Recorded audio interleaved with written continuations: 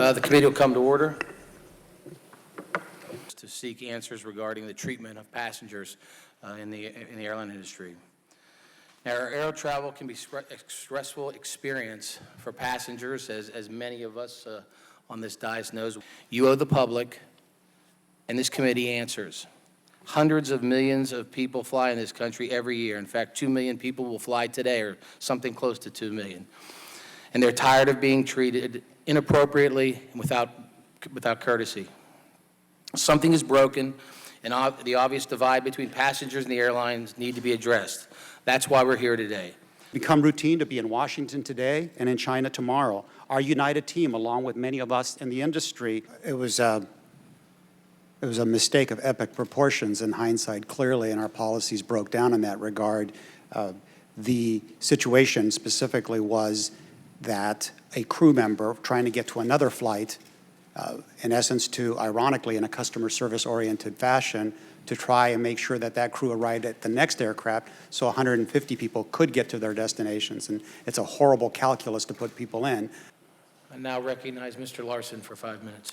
Thank you, Mr. Chairman. Mr. Munoz, you made your problem the customer's problem, and in this particular case. And so I think hearing from you all how you're not making problems you have about getting your staff somewhere and making it a customer's, putting the solution on the customer to solve your problem about getting staff somewhere. We're kind of sick of it as the consuming Americans. We got to fly. You got us. You got us. And if you want to keep treating us this way, fine. I guess we can only do so much. But there will come a day when Congress won't accept it anymore on behalf of the American people, and that shouldn't happen. Mr. Munoz, you had a particular problem last week. I accept your apology.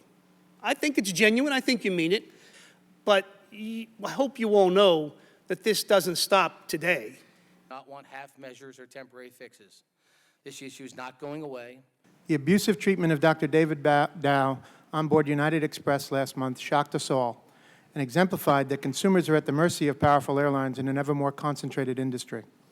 American consumers are very much aware that Dr. Dao's fate could all too easily have been their own. This incident and other recent media reports has re-galvanized Congress, and we applaud this committee for calling this hearing.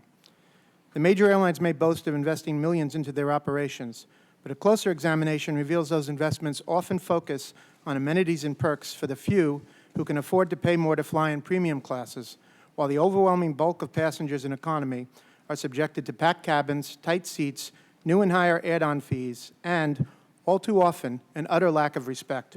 In every bad situation, there's a silver lining. We can usually find a silver lining.